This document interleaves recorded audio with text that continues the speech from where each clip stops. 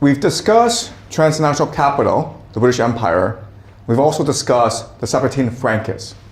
Today, we will put the two ideas together and show how the alliance between these two different forces have created modernity, or the ideas that underpin our society today, including Marxism, Darwinism, individualism, liberalism, and Freudian psychology.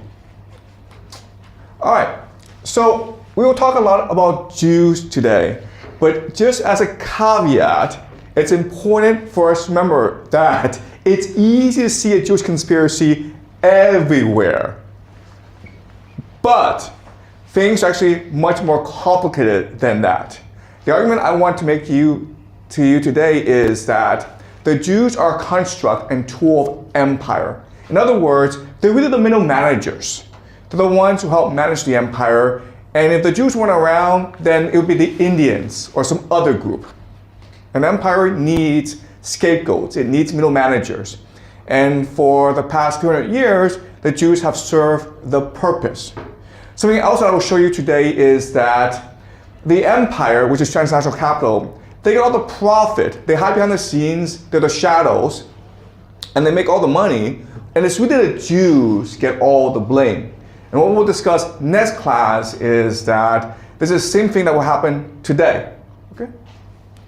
So that's the argument I will make to you today. All right, so let's discuss the British Empire. The British Empire is unique in human history in that it controls the entire world.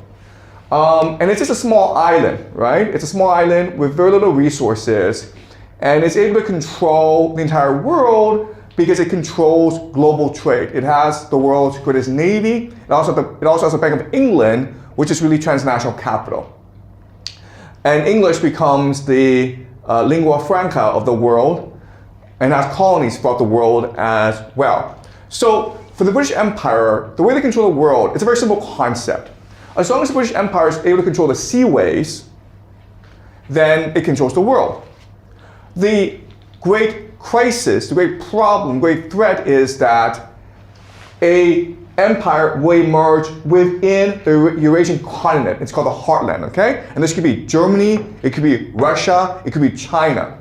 But if it's able to emerge, eventually, like the Mongol Empire, it's able to conquer the entire Eurasian continent, and through railways, it's able to link up Africa, the Middle East, Europe, and Asia all together into one trading bloc. And then you don't need the seaways anymore. If that were to happen, then the British Empire would go bankrupt. Because remember, the British Empire, with the Bank of England, transnational capital, it's really a Ponzi scheme. It needs people to keep on buying into the empire for it to continue to succeed. So the greatest threat is a great power emerging in the heartland. And throughout history, that was either the French, the Ottoman Empire, the Germans, or the Russians. So the grand strategy of the British is to create as much chaos and conflict in Europe as much as possible. You always want your enemies fighting each other, okay? And that's just the core strategy of the British. Not very hard, okay? So again, as we discussed, there are four major enemies that the British have faced throughout their history as an empire. The French, they're able to defeat because of the French Revolution as well as the Napoleonic Wars. Then they had to face the Russians. And the Russians were the greatest threat because the Russians had the largest land empire.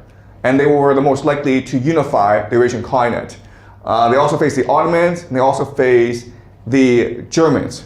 Now, the British could not seem as though they were interfering in European politics, because all that would do is anger the Europeans and unite the Europeans against the British. They had to do it using subterfuge, secretly, using intelligence operatives, right?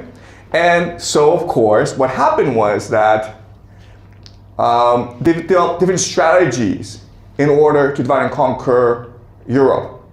What they would do is promote revolutionary movements using transnational capital. And we'll discuss these revolutionary movements later on. They also industrialized Japan because they saw Japan as a natural ally in the world. Okay, so you know that in Japan, they underwent the Meiji Restoration, and in only a few decades, they were able to industrialize, so much so that they defeated Russia in the Russo-Japanese War in 1905. And you may not know this, but transnational capital, the British and the Americans, financed a great deal of Japan's industrialization because the Anglo-American Empire wanted Japan as an ally. Okay? It was a natural ally.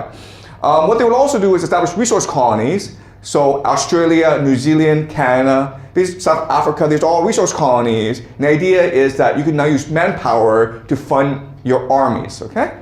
And the last strategy is to, wherever you can, steal as much resources as possible as fast as you can. And this was true in India and China and Africa as well. Okay, so this is the grand strategy of the British. And they needed agents to help them in these endeavors, and the 17 Francas made the most sense, right? So the advantages that 17 Francas brought to the British Empire were fourfold. The first is that they already had a diaspora, right? And they were also crypto Jews. They also disguised their identity as Jews as well. So they were able, as a network, to conduct intelligence, do blackmail, and subvert governments, okay? They also had access to a lot of transnational capital. They themselves were extremely wealthy. Now, last major advantage, and the most important, is that they had revolutionary cells and networks. Okay, so remember, the 17 Francas, they believed that they were saving the world. They believed they had to destroy the world in order to save it. And these made perfect revolutionaries. And I'll show you this as we move on. Okay? Now, the last reason that we won't discuss much today, but we'll focus a lot on in our last class, is the idea of eschatology, where the British Empire, they are Christians, and they believe that they must use Jews as a pawn in order to force the return of Jesus. This is something that we'll discuss a great deal next class, but I want to focus on these three reasons first, okay? All right. And it made sense for the British to align themselves with the 17 Francas because the way they saw the world was the same. Okay? As an empire, as transnational capital, remember, you're focused on extracting as much energy as possible from your workers. So you're very materialistic. Well, the Francas were also very materialistic as well, right? They believed that the body was more important than the spirit. Second is that both the Francas and the British, they wanted to obtain power through chaos, instability, and regime change. And both were very focused on the pursuit of wealth and power. So these were natural allies. Sorry. All right. So let's use an example of how the Ottoman Empire, let's use an example of how the British Empire worked the 17 Francas. And the most obvious example is the Ottoman Empire. So for the longest time, the Ottoman Empire was the most powerful force in Eurasia. And this was the Ottoman Empire at its height in 1683. Remember, in 1666 is when Zevi declared himself the Messiah. And remember that Zevi had to convert to Islam, and the people who followed him into Islam are called the Dome. Okay, the Dome are very important people. But over time, empires will decay. In 1853, Russia attacked the Ottoman Empire, and this led to the Crimean War. The British and the French feared Russian expansionism, and so they support the Ottomans. And the Ottomans were able to defend themselves against the Russians. But this alliance came at a cost to the Ottomans. The British and the French made the Ottomans take out loans in order to finance the war.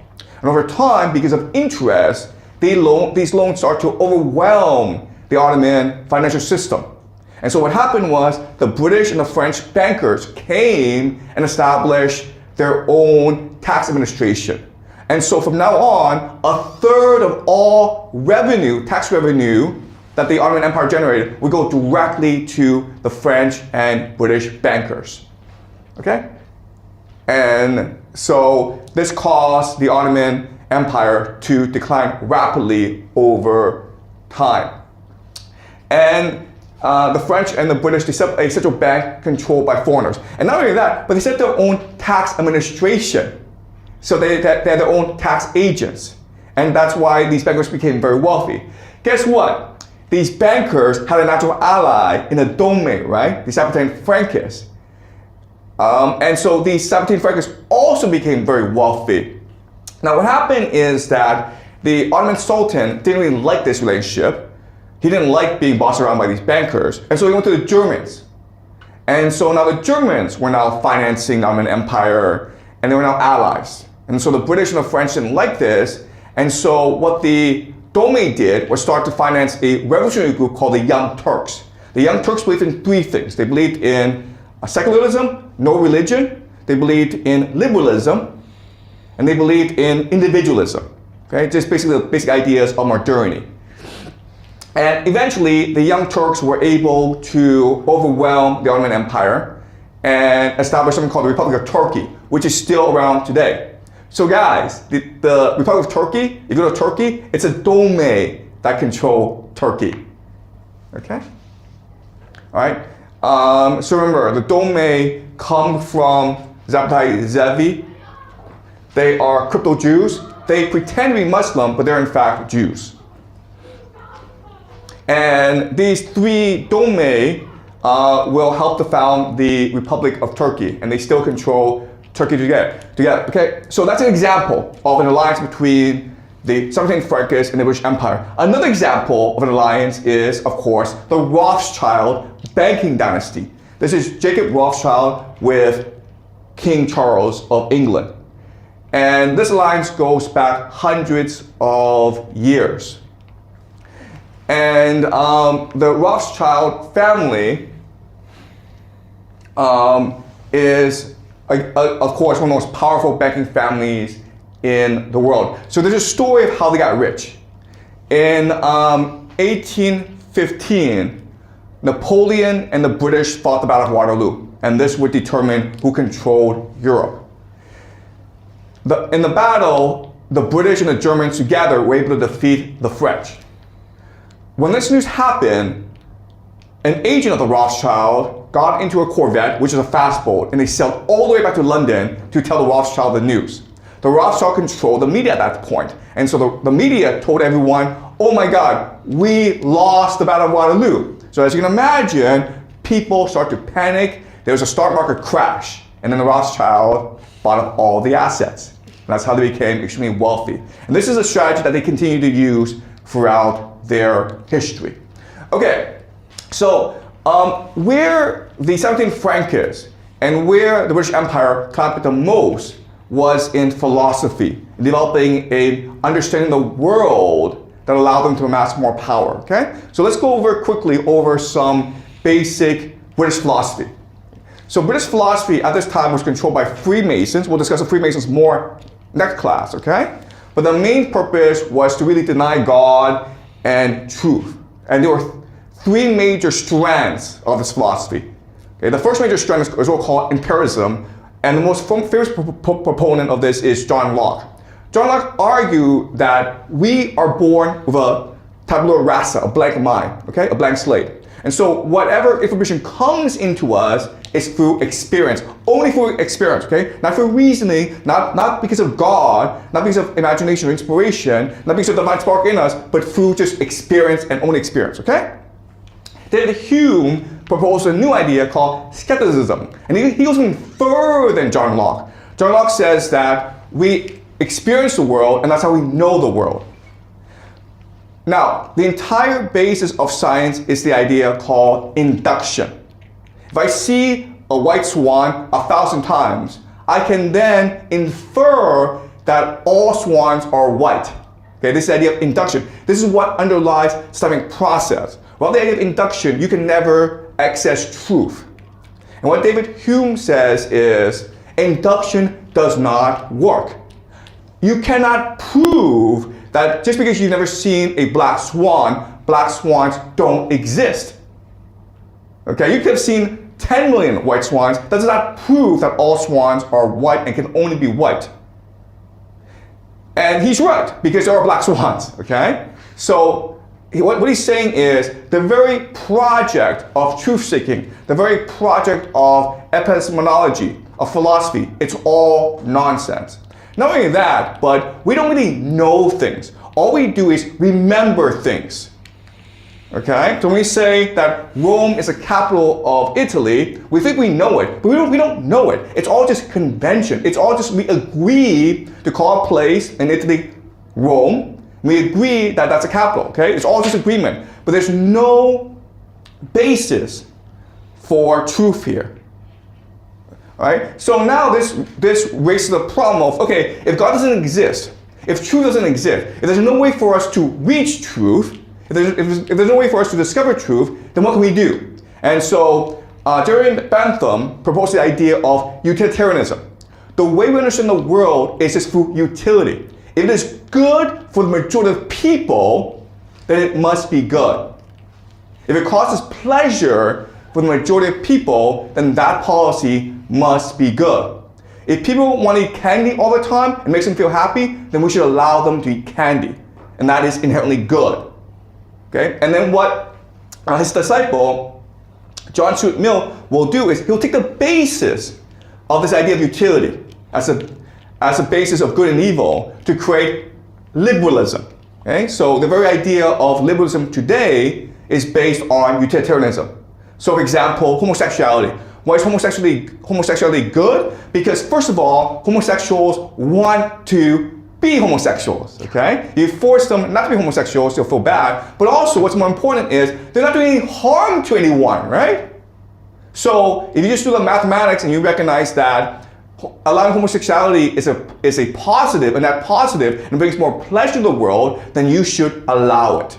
Okay, and this religious talk of it goes against the will of God, it's against the Bible, it's just nonsense. We should just focus on first principles and just focus on utility. Does it bring benefit to people?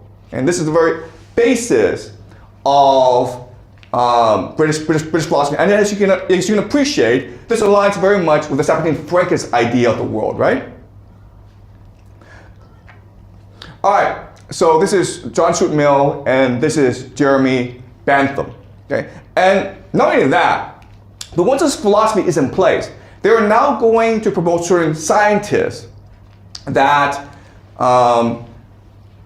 agree with this philosophy or whose findings support this philosophy. And the most famous, of course, is Charles Darwin. Okay, Charles Darwin, right? When his book, The Origin of Species, came out, it was an instant bestseller. And within 20 years, it became the mainstream understanding of how we originated, even though if you actually read the book, even though if you actually look at the science, it's still very problematic. All right, so this is very strange how science is supposed to be a field of rigorous debate, rigorous science, right? But the evidence supporting evolution is limited. And again, we discuss this all the time, but it doesn't explain to us how we come to think, right? It explains to us how we develop our bodies. Sure, yeah, from apes we get humans, that makes sense, but intellectually, we're a lot more imaginative than apes. How to explain that? And he doesn't explain that, okay? And you're not even allowed to ask this question. All right, so as this alliance between the 17th Frankists and the British Empire is growing, there's certain individuals that become these meeting points of these two different groups, okay? So let's discuss two of them. The first is Benjamin Disraeli. And it's important because he becomes the first and only Jewish prime minister of the British Empire, okay? The second person is Leonon de Rothschild, who is here to the Rothschild banking family. They're best friends, and you can argue the Rothschild banking family financed Benjamin Disraeli's banking career, okay? And in 1844, Benjamin Disraeli will publish a book called Coningsby. It's a novel, okay? It's not a memoir, but it's a novel. But if you read it, people will say that the characters are very much based on people that Disraeli knows. And Disraeli is very explicit in telling us why he wrote the book And the idea is to tell the British people more about Jews, because Jews right now in history in Britain, they're an exotic species. And it's also to establish how Jews think. Now, what's amazing about this novel is that you read it, and it's really strange, but it conforms to every single anti-Semitic stereotype that we say today. Today, you say that Jews rule the world. You say that Jews work together, they conspire together. You say that Jews think that they're superior to everyone else. You are labeled as an anti-Semite, okay? But if you read this novel, and we'll read this novel together, this is exactly what Benjamin Disraeli says, okay, about the Jewish people. All right, so let's read it together. Okay, so Amber, can you read, please? This is the introduction to the book Con and Speak. Okay. In asserting the paramount character of the what is single. Keep going. Okay. Polity and the majesty of the theocratic principle, it became necessary to ascend to the origin of the Christian Church and to meet in a spirit worthy of a critical and comparatively enlightened age the position of the descendants of that race who were the founders of Christianity. The modern Jews had long labored under the odium and stigma of medieval malevolence. Okay, so what we're saying is this. Christianity is a great religion, but it's important that we look at the origins of Christianity and who founded Christianity, okay? Which is the Jews. We know it's the Jews who created Christianity, okay? Okay, keep on going. In the Dark Ages, when history was unknown, the passions of societies, undisturbed by traditionary experience, were strong, and their convictions, unmitigated by criticism, were necessarily fanatical. So during the Dark Ages, everyone was just stupid, okay? Keep on going. The Jews were looked upon in the Middle Ages as an accursed race, the enemies of God and man, the especial foes of Christianity. No one in those days paused to reflect that Christianity was founded by the Jews, that its divine author, in his human capacity, was a descendant of King David. Okay, divine author, of course, is Jesus, okay? Keep on going. That his doctrines avowedly were the completion, not the change, of Judaism, that the apostles and the evangelists whose names men daily invoked and whose volumes they embraced with reverence were all Jews, that the infallible throne of Rome itself was established by a Jew, and that a Jew was the founder of the Christian churches of Asia. So this really is not just saying that Jews are important, but he's also saying that Jews are superior because they're the ones who created Christianity. And what he will say later on is Jews created everything because Jews are the most intellectually creative people in the world, okay? And remember, Disraeli is a Jew, and he's one of the Jewish elite, okay? All right, let's keep on going. All right, so in the novel, the major character is Sidonia, who is a wealthy Jewish person based on the Rothschild family, okay? And he's going to explain to us how Jews control the world. All right, can you read, Alan? Yeah, okay. Sidonia was descended from a very ancient and noble family of Aragon. Okay, Aragon is in Spain. Okay, so we discussed how before, for 100 years, the Jews were part of the Spanish Muslim Empire. But when they were reconquered, they were forced to leave or convert. Keep on going. That, in the course of ages, had given to the state many distinguished citizens. In the priesthood, its members had been peculiarly eminent. Besides several prelates, they counted among their numbers an archbishop of Toledo and a Sidonia. In a season of great danger and difficulty, had exercised for a series of years the paramount office of Grand Inquisitor. Okay, so even after the Christians reconquered Spain, and after some Jews converted to Catholicism, okay, first of all, these Jews kept their faith secret. So even though on the outside they were Catholics, in the inside they were still Jews. Okay, they were crypto Jews. But much more importantly, these Jews rose to supreme power within the Catholic Church in Spain. The irony is that the Spanish Inquisition, where Catholics were looking for Jews who were pretending to be Christians, the leadership were Jews. The leadership were crypto Jews, okay? This is what this really is saying. I'm not saying this is true, but this is what this really is saying, okay? Keep on going. Yet, strange as it may sound, it is nevertheless a fact of which there is no lack of evidence that these illustrious family during all this period, in common with 2/3 of the Aragonese nobility, secretly adhered to the ancient faith and ceremonies of their fathers, a belief in the unity of the God of Sinai, and the rites and observances of the laws of Moses. Okay, so guys, 2/3 of nobility in Spain were crypto Jews. Catholics disguised, Jews disguised as Catholics, okay? All right. So again, I'm not saying this is true, but it's striking and really strange that a Jewish man who's very powerful, who will become Prime Minister of England, he's writing this stuff, okay? He's putting in the mouth of basically a Rothschild. Okay, can you read, Amber? The Sidonians of Aragon were New Christians. Were nouveau Christianos. Some of them, no doubt, were burned alive at the end of the 15th century under the system of Torquemada. Many of them, doubtless, were the San Benito, but they kept their titles and estates, and in time reached those great offices to which we have referred. During the long disorders of the Peninsular War, when so many openings were offered to talent and so many opportunities seized by the adventurous, a cadet of younger branch of this family made a large fortune by military contracts and supplying the commissariat of the different armies.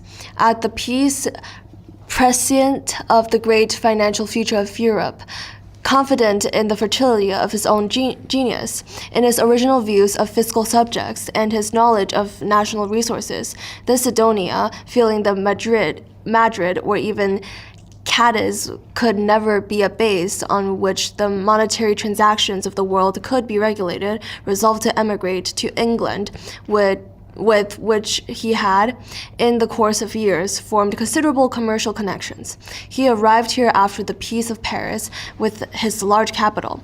He staked all he was worth on the Waterloo loan, and the event made him one of the greatest capitalists in Europe. Okay, so these crypto Jews, they had a lot of money, but not only that, but they have an information network, okay? Because they have relatives, friends all throughout Europe. And they are intellectually superior, and so they know how history will develop. And they see a great money-making opportunity in war. So when these wars come out, what these Jews do is they support both sides, so they can't possibly lose. And then they make a lot of money, and then they figure out where it is in the most advantage to be. So they have absolutely no national loyalty. They don't see themselves as belonging to a certain group of people, a certain nation. They see themselves as first and foremost Jews.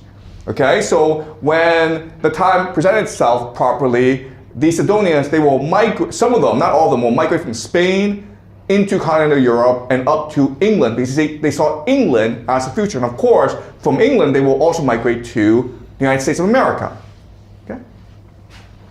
Okay. Alan, can you read, please?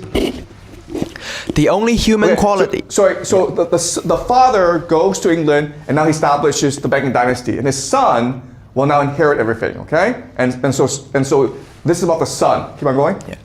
The only human quality that interested Sidonia was intellect. He cared not whence it came, where it was to be found.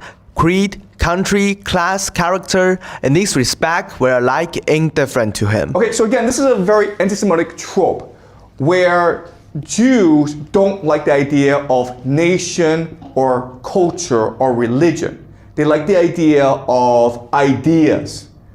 Okay, and one anti-Semitic trope is that Jews have a conspiracy to degrade religion, culture, society, nation state in order to advance their own interests. Okay, keep on going. The author, the artist, the man of science never appealed to him in vain. Often he anticipated their wrongs and wishes. He encouraged their society, was as frank in his conversation as he was generous in his contributions. But the instant they ceased to be authors, artists, or philosophers, and their communications arose from anything but the intellectual quality which had originally interested him, the moment they were rash enough to approach intimacy and appeal to the sympathizing man instead of the congenial intelligence, he saw them no more. Okay, so this is a really important idea where, again, this is propaganda for Jews, right? So this really is saying how great Jews are. Jews are intellectual. But you know what Friedrich Hegel will say is that, well, culture, there can be no great ideas. Okay? Ideas emerge from community, from culture, from belonging. Okay, so think of Homer or Dante or even the Yahwehs. Okay? If you think that you are intellectual above culture, above nation, above people, you will not produce great ideas. Okay, keep on going. It was not, however, intellect merely in these unquestionable shapes that commanded his notice. There was not an adventurer in Europe with whom he was not familiar. No minister of state had such communication with secret agents and political spies as Sidonia. He held relations with all the clever outcasts of the world. The catalogue of his acquaintance in the shape of Greeks, Armenians, Moors, secret Jews, Tartans, Geese. Okay, all right, that's fine. Okay, look, the idea is that Jews are international, first and foremost international. They're cosmopolitan, right? And as a result, what will happen is that over time, because he is in contact with so many different groups, he's so intellectual, he's always reading his history, he comes convinced that the superior race, the greatest race of humanity are the Jews. Why? Because unlike other races, the Jews refuse to intermarry. They refuse to breed with other cultures. And so as a result, the Jews are first and foremost pure. They are Aryan. Okay, this is really ironic again because the Nazis will use this idea 100 years later to justify the Holocaust. But at this time in history, the Jews think that they are the superior race because they are the most pure, okay? So this is all that is saying. All right, can you read, Amber? In this country, says Sidonia. So this country, of course, is England, right? Since the peace, there has been an attempt to advocate a reconstruction of society on a purely rational basis. The principle of utility has been powerfully developed. I speak not with lightness of the labors of the disciples of that school. I bow to intellect in every form, and we should be grateful to any school of philosophers, even if we disagree with them. Doubtly grateful in this country, where for so long a period of our statesmen were in so pitiable an arrear of public intelligence. There has been an attempt to reconstruct society on a basis of material motives and calculations. Okay, so again, this is the idea of utilitarianism, right? This is Jeremy Bentham, John Stuart Mill. Keep on going. It has failed. It must ultimately have failed under any circumstances. Its failure in an ancient and densely peopled kingdom was inevitable. How limited is human reason? The profoundest inquirers are most conscious. We are not indebted to the reason of man for any of the great achievements, which are the landmarks of human action and human progress. It was not reason to be besieged Troy. It was not reason that sent forth the Saracen from the desert to conquer the world. Okay, so the Saracens are the Muslims, okay? Keep on going. That inspired the Crusades, that instituted the monastic orders. It was not reason that produced the Jesuits. Above all, it was not reason that created the French Revolution. Man is only truly great when he acts from the passion. Never irresistible, but when he appeals to the imagination. Even Mormons counts more votaries than Bentham.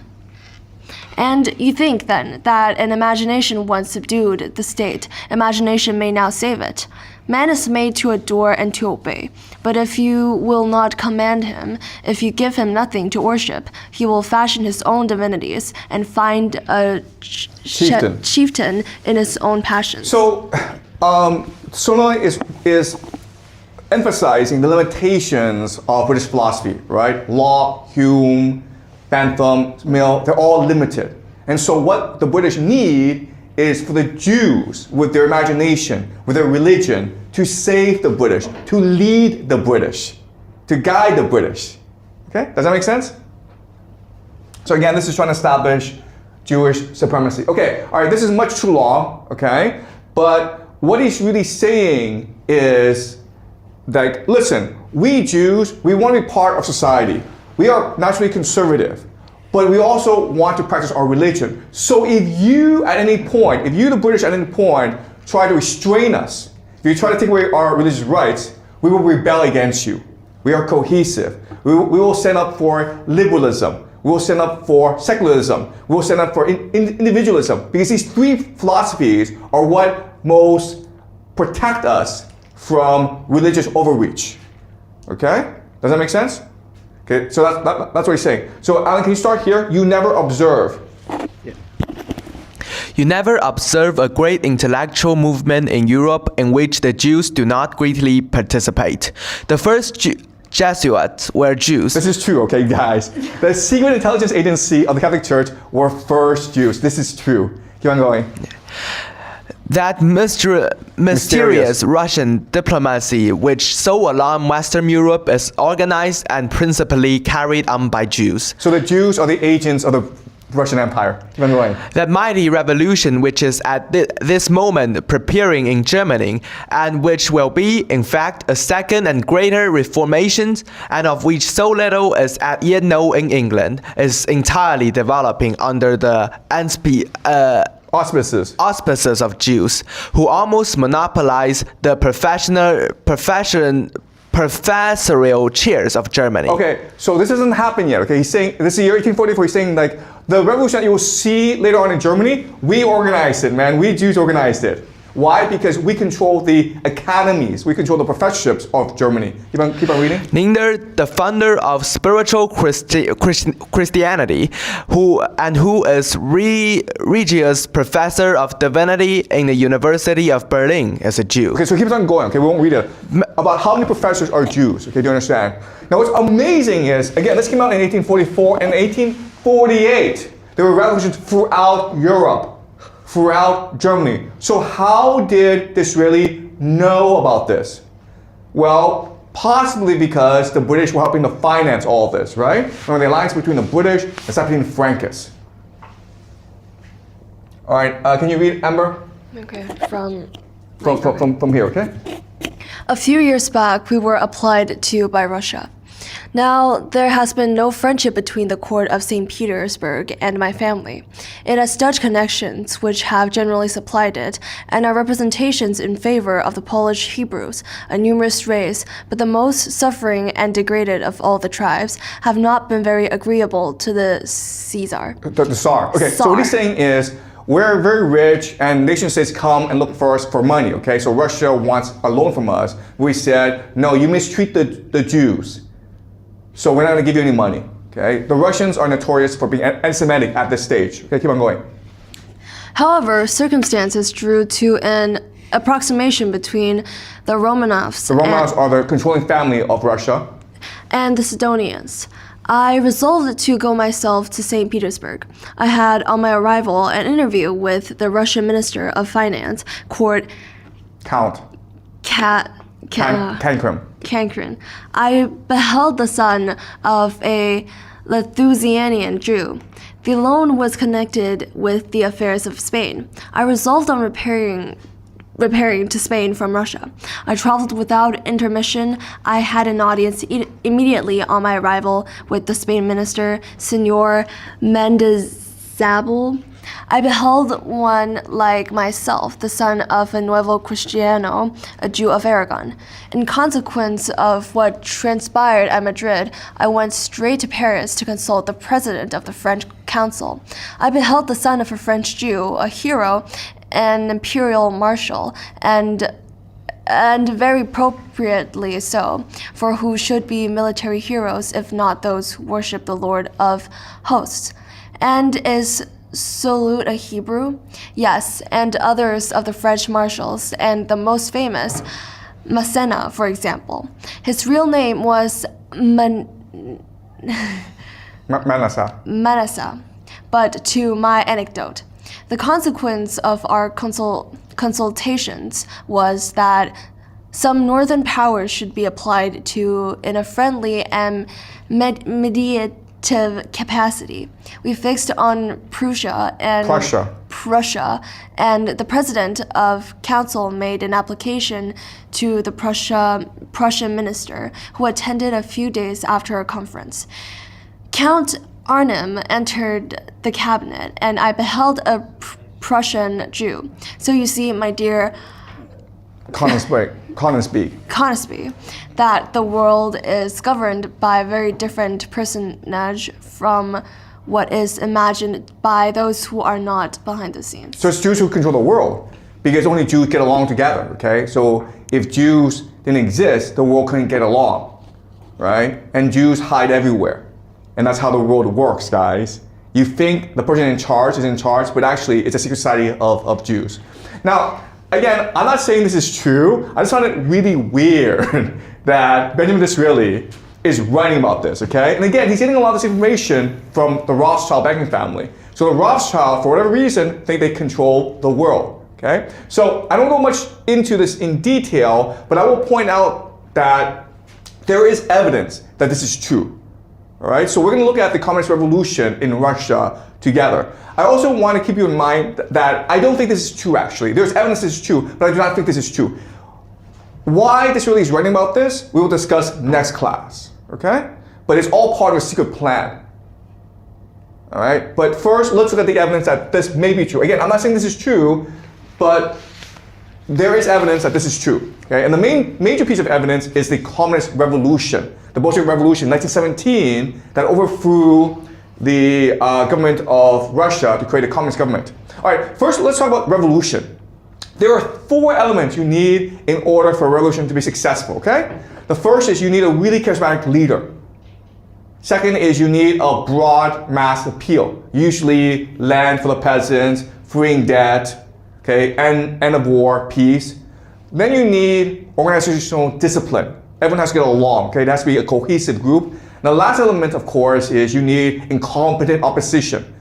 Your enemy is a moron, okay? And of course, the classic example of this is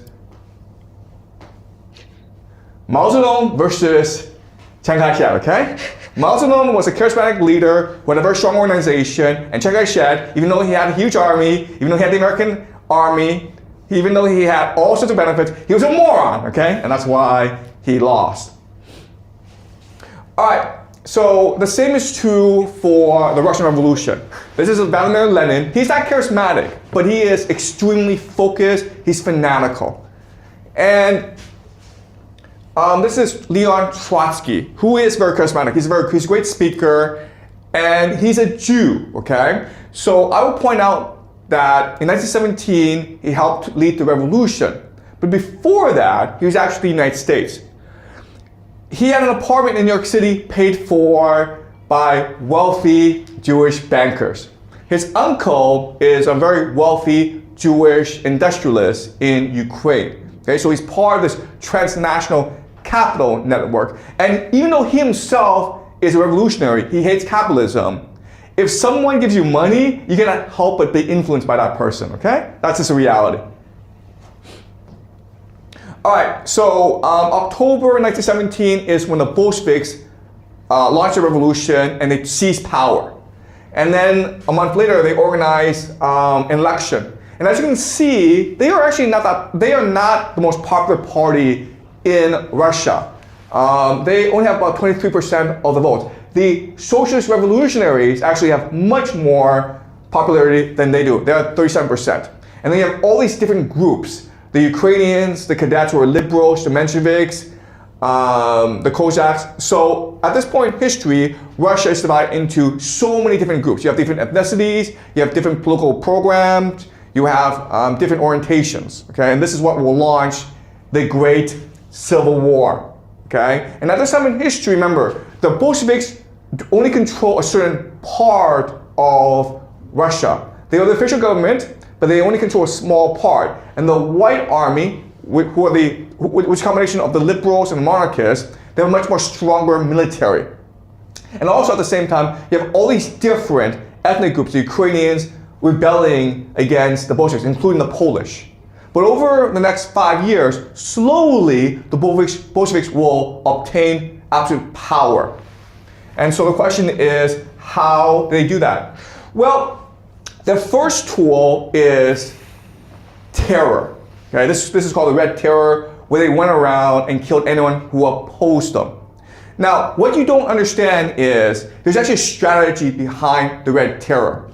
The very idea is to steal as much money as possible from wealthy people, okay? So you're an aristocrat, you have a lot of wealth hidden. I need your money. So you either give me your money or I will kill your daughter, and I will kill your son, and then I will kill your wife, okay? So it's your choice. Give me all your money or I will kill everyone in your family. So the Bolsheviks were fanatical about this, and that's why they won the war. Leon Trotsky organized the Red Army in the war against the White Army. Okay, there were also the Greens, which were these peasants. So there was a lot. So the Bolsheviks were far behind. So how did the Bolsheviks, the Red Army, win the war? Well, guys, they had a lot of help. Okay, they had a lot of mercenaries coming to the country, tens of thousands of mercenaries to help them, especially the Chinese mercenaries, the Latvians, the Hungarians. Okay. Why? How did they get all this money? Transnational capital. Wall Street and City of London were bankrolling the Soviets. Why were they doing that? Also, we have to remember that at this time in history, during the revolution, Britain and France, the United States, Japan sent armies into Russia. Now, what you learn in class is, oh, it's because they are capitalists and they fear the communists. And that's why they sent armies to try to reduce the Bolshevik threat. That's not true, guys. Why they sent the armies is because the Bolsheviks reneged on debt, okay? Russia owed a lot of money to Britain, Japan, United States, and France. And so these armies were sent in order to threaten the Bolsheviks.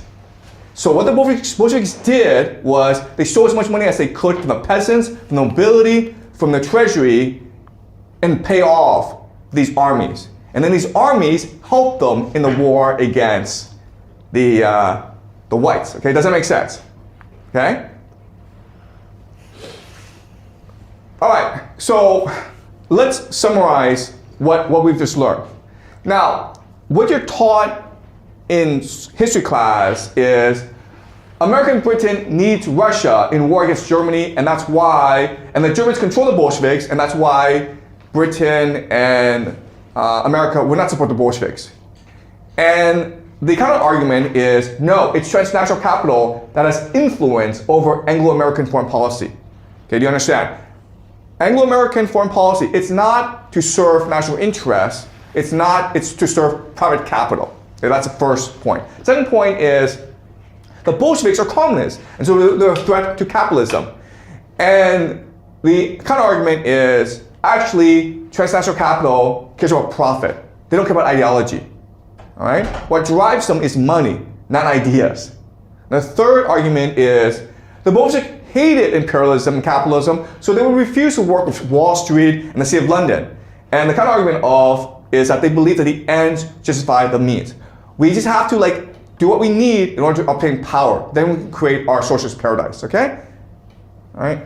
All right. So this is a book called Wall Street and the Russian Revolution. A historian by the name of Richard Spence. He spent a lot of time collecting documents that show that, in fact, transnational capital were helping the Bolsheviks win power in Russia. Why? Because they believed in the Bolsheviks? No, because transnational capital, first and foremost, steals. You understand? They like revolution because revolution is an opportunity to steal as much as you can. Okay, you can buy things really cheaply during a revolution, and this is his argument. All right, so let's read a couple passages from his book. So, Amber, can you read, please? The pro-Bolshevik faction on Wall Street had a most outspoken pitchman in the aforementioned William Boyce Thompson. Departing Petrograd, he arrived back in the States on Christmas Day in 1917. On 18th January, he sat for an interview with a representative of Dow Jones and published in the Wall Street Journal. Wall Street Journal, of course, is the newspaper of Wall Street. Keep on going. Despite the fact that Bolsheviks had proclaimed an armistice on the Eastern Front and opened peace negotiations with Berlin, Thompson insisted that the Russians would never conclude a separate peace. Okay, so he's just lying to people, okay? The Bolsheviks want peace with Germany, they promise peace to the people, that's why they're popular. And these Wall Street bankers are just lying to American people. Okay, keep on going. He pooh-poohed reports that there was anarchy in Russia and said that the Russian people were trying to adopt socialism as the basis of their government. If they were allowed to succeed, an extremely democratic, well-managed country will emerge. In other words, an excellent business environment. Okay, so what the Bolsheviks basically did was they took all the gold they had to bribe Wall Street so that Wall Street would go and brainwash American people, okay? That's the strategy here. All right, can you read, Alan? Yeah. For those on Wall Street and elsewhere who dreamed of putting the brakes on Russia's economic development and seeing its riches and resources up for grabs under a regime willing to sell anything, their dreams have basically come true. Okay, so it's really important to understand. The British Empire was fighting a war against Germany. Russia was an important ally, right? They didn't care because for Britain, they wanted to destroy everyone, okay? So that's why they support the Russian Revolution, because they knew the Bolsheviks would destroy the Russian economy. So, keep on going. Yeah. From 1918 through early 1921, Bolshevik war communism reduced Russia to an economic based on barter and robbery. Besides the abolition of private trade and the destruction of the monetary system, the Red regime embarked on a massive looting campaign, ransacking palaces, bank vaults, churches, and museums. They expropriate every valuable they could get their hands on and stash it all in a new state treasury. By the close of 1921, an estimated $450 million in valuable had been sequestered there. With more to come, much of it destined to be fenced abroad for a fraction of its value in capitalist hard currency. So this is how empire works, guys, okay? They destroy nations in order to steal as much as they can. What happens afterwards, they don't care. All right? It's that simple. All right. Okay, so after the Bolsheviks consolidated power, after the Civil War, everyone assumes that Trotsky would be the new leader. But it's Stalin that becomes the new leader, okay? Why? Because after the war ends, there's expectation among the Bolsheviks that, we help the transnational capital so much, they're gonna help us rebuild our nation, okay? They're gonna give us loans, they will give us technology to help us rebuild Russia. And guess what happened? Transnational capital says, no, you guys are good, we're good, we made our money, okay? And so now what's happening is that Leon Trotsky, who is a Jew, he gets blamed, right?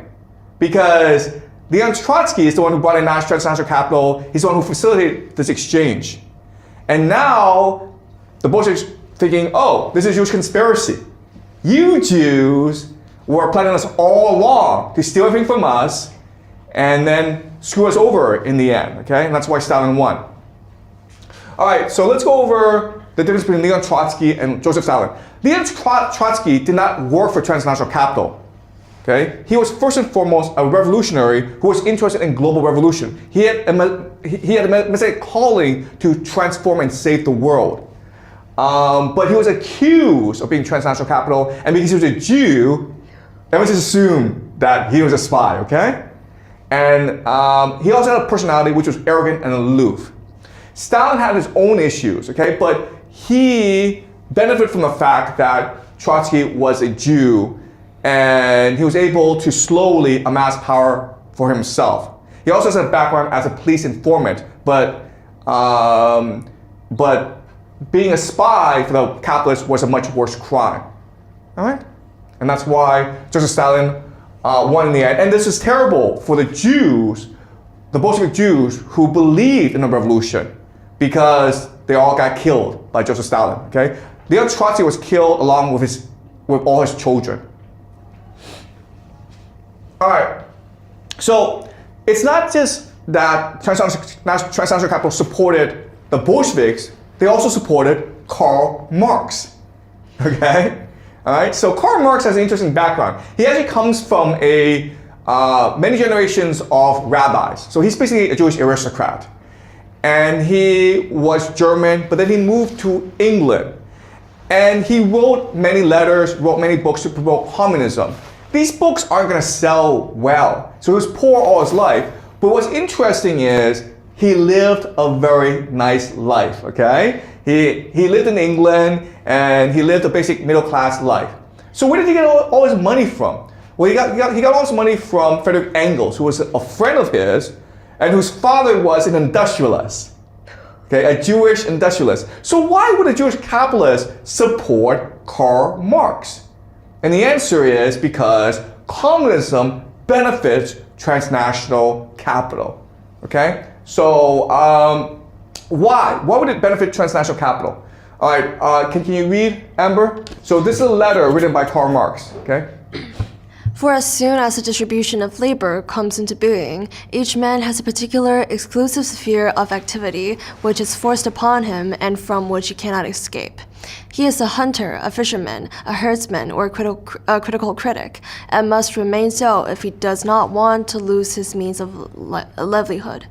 While in communist society, where nobody has one exclusive sphere of activity, but each can become accomplished in any branch he wishes, society regulates the general production and thus makes it possible for me to do one thing today and another tomorrow, to hunt in the morning, fish in the afternoon, rear cattle in the evening, criticize after dinner, and as I have a mind, without ever becoming hunter, fisherman, herdsman, or critic. Okay, so the problem with capitalism is that it degrades our individuality. We as individuals want freedom to enjoy ourselves, right? This is a very Frankist idea, right? We want to enjoy ourselves, we want to be free to enjoy the pleasures of life. The problem with capitalism is the idea of specialization, right? Where you're forced to do one thing only, according to the needs of the capitalists, okay? Can you keep on reading, Amber? Okay. Supposing that we had produced in a human manner, in his production each of us would have doubly affirmed himself and his fellow men. I would have objectified in my production my individuality and its peculiarity, and would thus have enjoyed in my activity an individual expression of my life, and would have also had, in looking at the object, the individual pleasure of realizing that my personality was subjective, visible to the senses, and therefore a power raised beyond all doubt. Okay, so what we're saying here is that before, each of us were craftspeople. So I might make a vase, okay? And when I make a vase, then this vase is an expression of my individuality, an expression of my creativity. And by looking at this vase, it becomes an objective symbol of my existence. I can look at this vase and my own individuality will be reflected back at me, okay? Keep on going. In your enjoyment or use of my product, I would have had the direct enjoyment of realizing that by my work I had both satisfied a human need and also objectified the human essence, and therefore fashioned for another human being the object that met his need. Then I give you this vase to a friend, and I see this vase at the friend's home, right? And he puts flowers, and he's very happy with this vase. And then I can see my impact in the world. All right, keep on reading, Amber.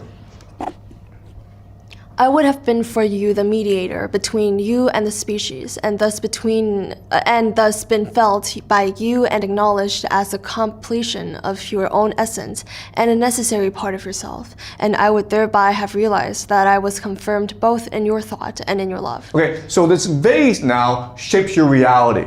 And I know that this vase has given you meaning and it has shaped your reality, and therefore I find meaning in that, okay? And again, this is a very Frankist attitude, right? Where you can project your imagination onto people and it can shape the way he or she sees reality. Okay, this is a very similar concept. Keep on going. In my expression of my life, I would have fashioned your expression of your life, and thus in my own activity have realized my own essence, my human communal essence. Okay, right. So again, this is something that sounds perfectly correct, right? And the reason why it sounds correct to us is because it becomes a basis for our society. Okay, the idea of individualism, the idea of materialism. Okay, keep on going. In such a situation, our products would be like so many mirrors, each one reflecting our essence.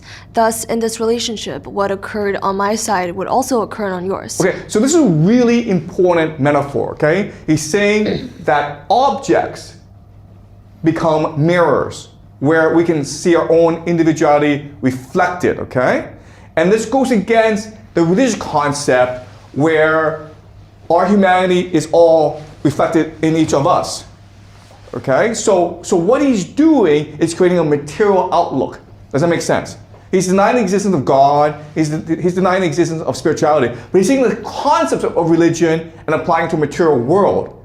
Right? He recognizes that we have these spiritual, religious needs. And what he's saying is that we don't need God to achieve these needs. We can have materialism achieve these needs, okay? Which again is a very Frankist concept.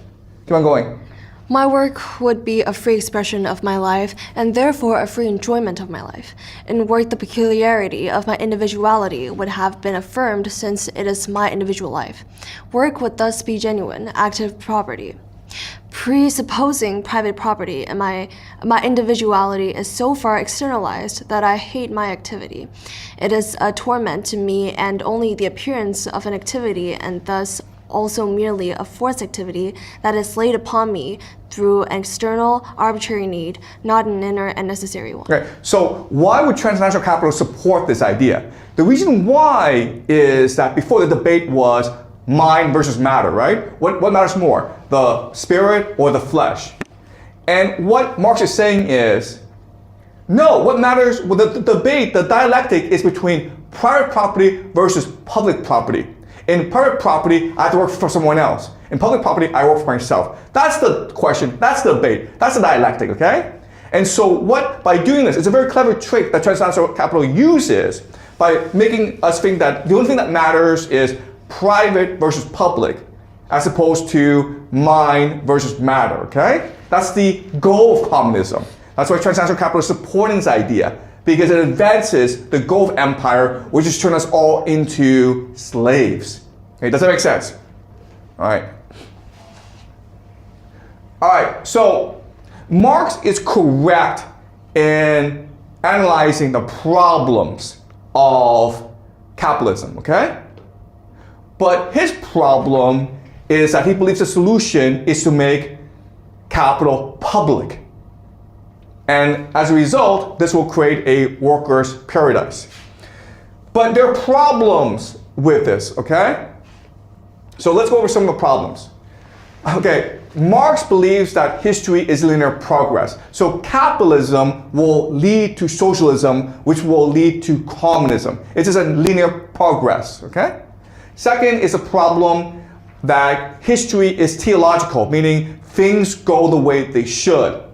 Marx also believes that what matters is class struggle between the rich and the poor, as opposed to between spirit and flesh, okay? And the last thing that's the most problematic is Marx believes you need a vanguard in order to lead the proletariat into a socialist paradise. You need an elite in order to lead us into paradise. And this eschatology is all Frankist, right? This is something that we learned last class. This is something that Frank proposed, where his group is a new people which will lead people into a material paradise, right?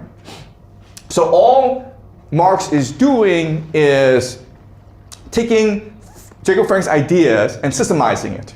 Now, I'm not saying that Marx was a Frankist. He's probably not a Frankist.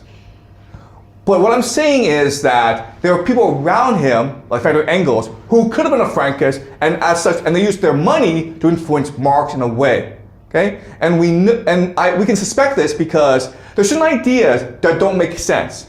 If you are a socialist, you believe in democracy, but Marx believed in a dictatorship. Okay, that makes no sense. All right. So this is Mikhail Buchanan, and he was a socialist. He was an anarchist, and he believes. He agrees with most of Marx's analysis, but where they disagree is this. Marx believed you needed a vanguard, okay, like Jacob Frank believed. But Buchanan says, no. If you have a vanguard, they'll just become a new capitalist class. Okay? What's the difference, man? If you are a socialist, you have to believe in democracy. You have to believe that everyone has capacity to make his or her decisions. And that must be the basis of your new society. Otherwise, we're just gonna go back to the way things are before, okay? It'll just be another empire. Before it's the British Empire, now it's the Russian Empire. Who cares? What's the difference? All right, so let's read some Buchanan, okay? All right, can you read, Amber?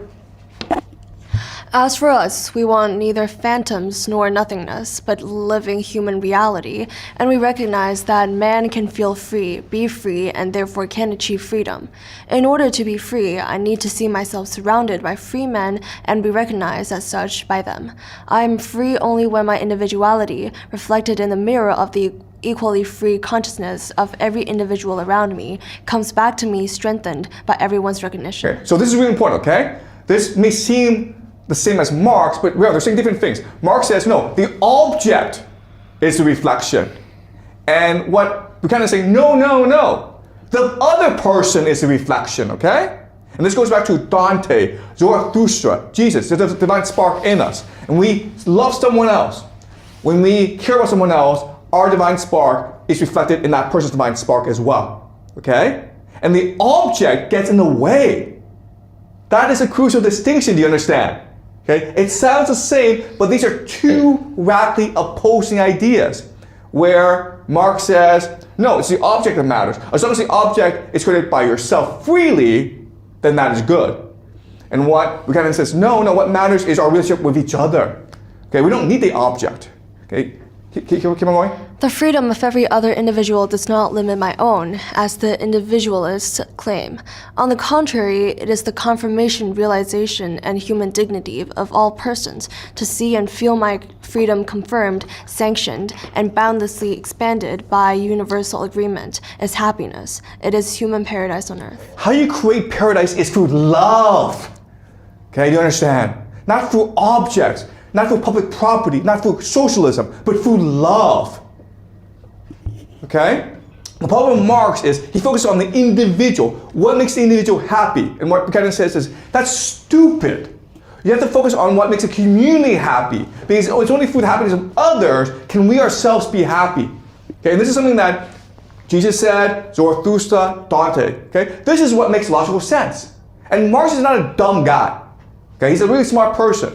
But he says something opposite, which suggests to us that he is being influenced by an outside force. Okay? He himself would not come to the conclusion that you need a vanguard to lead the workers. All right, keep on reading, Amber. Available to everyone will be a general scientific education, especially the learning of the scientific method, the habit of correct thinking, the ability to generalize from facts and make more or less correct deductions. But of encyclopedic minds and advanced sociologists, there will be very few. It would be sad for mankind if at any time theoretical speculation became the only source of guidance for society, if science alone were in charge of all social administration. Life would wither, and human society would turn into a voiceless and servile herd. The domination of life by science can have no other result than the brutalization of mankind. Okay, so what he's saying is this. The ultimate project of Marxism, where you have something elite, a vanguard in charge. This is no different, by the way, from transnational capital or the British Empire, okay? It would lead to slavery. All right? And quite honestly, he was right. All right, let's look at Sigmund Freud, okay? Sigmund Freud, like Karl Marx, is also extremely influential. He practiced medicine in Vienna. He was a psychologist. And so there were a lot of young women who came to him as patients. And Freud would ask them, what's wrong with you? And the woman would say, I'm hysterical, okay? And at that time, hysterical just meant that depressed or anxious. I can't control my emotions. If a man talks to me, I stutter and I run away, okay? And I can't have personal relationships, I can't sleep, I'm sweating, I'm anxious. And then Freud, of course, would ask them, why is this happening to you, okay? And then the woman would say, because when I was younger, when I was a little girl, my father raped me, okay? Incest, that's why this happened to me. And then Freud's like, wow, this sounds really strange. But then he looked at the literature, he talked to many patients, and he recognized that everyone was telling him the same thing. And it's true. I mean, it's just pure logic, right? If you are abused as a young girl by your father, you're gonna have a lot of social problems when you get older, okay? Especially with men. And so he collects all this research and he published a paper, which is very good, called The Etiology of Hysteria. And so, Emma, can you read, please? Above all, my previously communicated assumption that trauma, specifically sexual trauma, cannot be stressed enough as a pathogenic agent was confirmed anew. Even children of respected, high-minded, puritanical families fall victim to real rape much more frequently than others had dared to suspect. Okay, so this is what he's saying is this: rape is a really common phenomenon, especially among higher society, okay? Keep on going. Either the parents themselves seek substitution for their lack of sexual satisfaction in this pathological manner, or else trusted persons such as relatives, uncles, aunts, grandparents, tutors, servants abuse the ignorance and innocence of children. The obvious objection that we are dealing with sexual fantasies of the child himself, that is, with hysterical lies, unfortunately is weakened by the multitude of confessions of this kind on the part of patients in analysis to assaults on children. Okay, so what he's saying is, first of all, rape is very common, and these children are saying the same thing, okay? Keep on going. If we try in an approximately similar way to induce the symptoms of hysteria to make themselves heard as witnesses to the history of the origin of the illness, we must take our start from Joseph Breuer's momentous discovery. The symptoms of hysteria, apart from the stigmata, are determined by certain experiences of the patients which have operated in a traumatic fashion and which are being reproduced in his psychical life in the form of mimic symbols. Okay, so the idea is very simple, okay?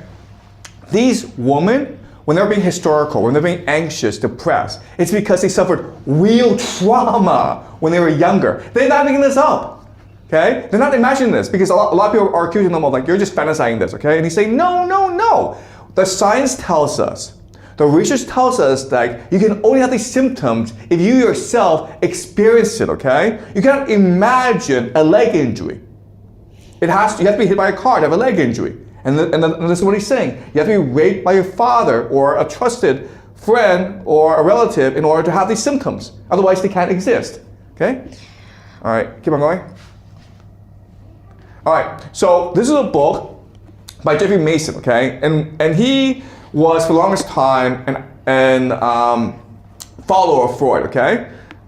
Freud was dead, but he himself looked at Freud's personal letters. And what he discovered was there's a sharp break, okay? And early Freud was very scientific. He believed the woman who were his patients, but then later on, for whatever reason, he changes everything, okay? So can you keep on reading, Amber? I therefore put forward the thesis that at the bottom of every case of hysteria, there are one or more occurrences of premature sexual experience, occurrences which belong to the earliest years of childhood, but which can be reproduced through the work of psychoanalysis in spite of the intervening decades. Okay, so again, he's writing these letters to his friends, and he's saying very clearly, I am certain, 100% certain that if these women are suffering from depression or anxiety, it must be because of sexual abuse at an earlier age. And when I talk to them, I can reconstruct the experience, okay? Because even though they're traumatized, the memory is still there. So through talk therapy, I can slowly reconstruct the experience, and this will help them heal, okay? And this is true. If the women are able to reconstruct this experience and they feel as though someone believes them, advocates for them, they will feel much more safe about the world, okay? So this is true. This is very simple. Okay, keep on going.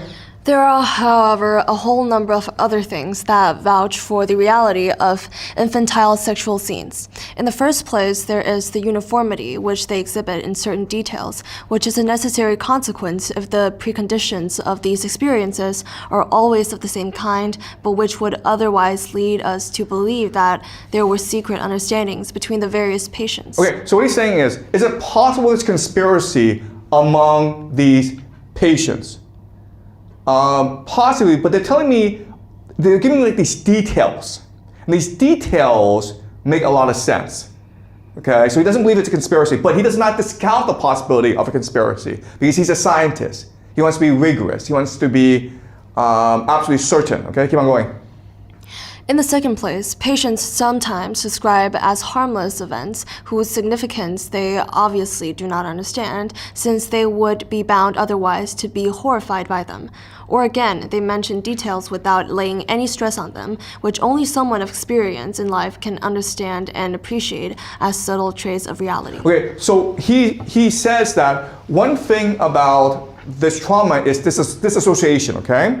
So these patients will reveal details that would shock anyone else. But she says it indifferently, which means that she was disassociated from the experience when it happened. So just by talking to that person, you're able to reconstruct the experience itself. All right? Does that make sense? All right. Okay, keep on going. It is less easy to refute the idea that the doctor forces reminiscence of this sort on the patient, that he influences him by suggestion to imagine and reproduce them. Nevertheless, it appears to me equally untenable. I have never yet succeeded in forcing on a patient a scene I was expecting to find in such a way that he seemed to be living through it with all the appropriate feelings. Perhaps others may be more successful in this. So one major objection is it possible you are implanting false memories in your patient? And what he's saying is, okay, well, I tried this and it doesn't work. And maybe others, and he doesn't deny that it's possible, okay? But he's saying, like, I myself have tried this and it has not worked. So he's being a very rigorous scientist, right? He's looking at all different possibilities, and he's discovering that, no, there's only one possibility, which is like they are telling the truth. So he's advocating for his patients, okay? The problem, though, of course, is that the fathers who are doing this are extremely powerful men. These are Frankists, okay? Remember, Frankists practice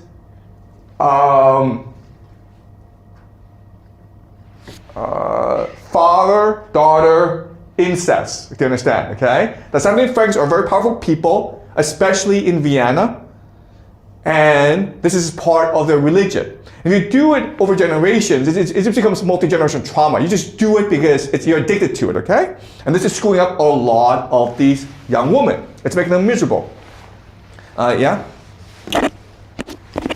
So you mentioned that this kind of rape is frequently occurred in upper class. Why does it not so frequently in the lower class? You know what? That's a good question, okay?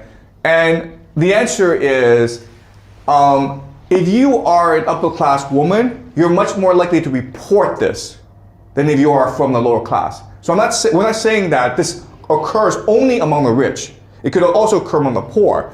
But it's the rich who have money to send their daughters to psychiatrists. Okay? The rich are educated and therefore they will report this. They will understand this is a bad thing. Okay? So we don't have evidence to suggest that this is more common among rich. Okay? But what this is telling us is that among Frankists, this is very common. All right? All right, so after this happens, after Freud is reporting this and the Frankists are getting angry at him, what happens now is an alliance between Freud and the Frankists. In fact, you could argue that Freud now joins the Frankists. And so now what we'll see is a radical change in how Freud perceives these patients. Okay, so Amber, can you read, please? Since childhood masturbation is such a general occurrence and is at the same time so poorly remembered, it must have an equivalent in psychic life. And in fact, it is found in the fantasy encountered in most female patients. Okay, namely that. Namely, that the father seduced her in childhood. This is the later reworking, which is designed to cover up the recollection of infantile sexual activity and represents an excuse and an extenuation thereof. The grain of truth contained in this fantasy lies in the fact that the father, by way of his innocent caress in earliest childhood, has actually awakened the little girl's sexuality. The same thing applies to the little boy and his mother. It is these same affectionate fathers that are the ones who then endeavor to break the child of the habit of masturbation, of which they themselves had by that time become the unwitting cause. And thus the motives mingle in the most successful fashion to form this fantasy, which often dominates a woman's entire life, seduction fantasy. One part truth, one part gratification of love, and one part revenge. Okay, so now this is like really weird. Okay, what he's saying is these young girls, these young boys, they want to have sex. They're like sexually obsessed. And whenever a father kisses them, which the father wants to do, they think this is going to lead to sex. But the father recoils at that possibility, and now the young girl feels rejected. But she has all these sexual desires, so she masturbates. But while she's masturbating, she feels anger and guilt at her father, and therefore she makes up these sexual fantasies that the father is raping him. And that's why, and she's determined that the world know of this. That's how angry she is at him, okay? This is complete nonsense. But guess what, guys? This becomes standard mainstream academic knowledge taught in schools and universities for many decades. Okay, this is called the Oedipal complex. That's Lecture complex. Have you guys studied this? Yeah. It's complete utter nonsense. Agreed. All right? Okay, can you keep on reading, Amber? The motives. The motives for illness often begin to stir in childhood. The love-hungry little girl, unhappy at having to share her parents' affection with her brothers and sisters, realizes that all that tenderness comes flowing back when her parents are made anxious by her illness. The girl now knows a way of calling forth her parents' love and will use this as soon as she has at her disposal the psychical material necessary to produce a morbid state. Once the child has become a woman and, in contradiction of the demands of the childhood, has married an inattentive man who suppresses her will, unstintingly exploits her work, and expends neither affection nor money upon her, illness becomes the only weapon with which she can assert herself in life. It gives her the rest she craves. It forces the man to make sacrifices of money and care that he would not have made to the healthy woman, and it requires him to treat her with care if she recovers, because otherwise a relapse would be waiting in the wings. Her illness is apparently objective and involuntary, as even her doctor will be obliged to testify, and it enables her to employ without conscious self-reproach this useful application of a means that she found effective during childhood. So why is women being hysterical later in life? Because it allows them to control people. Okay, it draws attention to them. They want attention, but it also makes people obey her whims. Okay, this is gaslighting. All right, this is pure and utter gaslighting. And the guys, this is what psychology is: just pure and utter gaslighting. Okay. All right. The problem, of course, is how do you convince your patient that this is true? And so he develops a mind control technique called dream analysis. Okay, this is his book from the book Interpretation of Dreams. Okay, and it's all just mind control crap where the patient is trying to recall dreams and you're brainwashing that patient. Okay, because if you discuss memory, the person's like, I know what I saw, right? But his dreams, then you can implant false memories. Then you can make suggestions. You can hypnotize that person, okay? And so psychology becomes now mind control. Okay, so can you read, Amber? I think everyone who occupies himself with dreams will recognize as a very common phenomenon the fact that a dream will give proof of the knowledge and a recollection of matters of which the dreamer, in his waking state, did not imagine himself to be cognizant. In my analytic investigations of the nervous patients, of which I shall speak later, I find that it happens many times every week that I am able to convince them from their dreams that they are perfectly well acquainted with quotations, obscene expressions, etc. Okay, so do you understand? So when the person is talking about his dream, you can now make suggestions. And that person will believe whatever crap you tell him, okay? And that's a secret of mind control. And guess what, guys? We still use this crap today. All right? All right.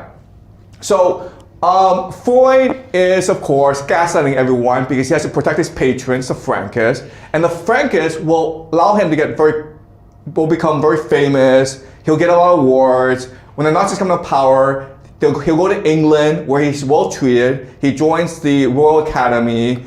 The British protect him, and the British will then spread his views. Okay, he has a disciple, Carl Jung, who will take Freud's ideas and turn it into a systematic understanding of how the mind works. And from this, we'll develop neuroscience. Okay? The problem with all this is Pablo Picasso. The problem with all this is, as Buchanan tells us, it's all self-directed inwards, which gets us nowhere. Okay? It's just you looking into yourself. It's navel gazing. And from that, you learn no truth at all. But that's the entire basis of our society. And so this understanding of the mind becomes reflected in popular culture. Okay. Back to Michael Buchanan, he tells us that to be truly free, we all have to be free. We have to be free together. Okay. In each other, we find meaning, purpose, and love. Okay, not in ourselves, but in each other. That's a difference. And so this leads us to a question, okay? And this is a question I don't know. Today it's all some speculation. The question I want to leave with you today is Marxism, liberalism, individualism, Darwinism, psychology, just psyops meant to turn us into slaves? Okay, that's a question that you have to carry with you. I don't know the answer to that, okay? I'm just providing you with a theory. And these connections, we don't know how close they are, okay? It may just be random coincidence. It could be cause and effect, we don't know, okay? But this is something that you have to ask yourself as you continue your study, okay? So this shows us the alliance between the Sabbatine Frankists and the British Empire. And so next class will be our last class, and in our last class we'll talk about the Pax Judaica, okay? Which is a culmination of all these trends. All right, any questions, guys? Okay. Great. So I will see everyone next class.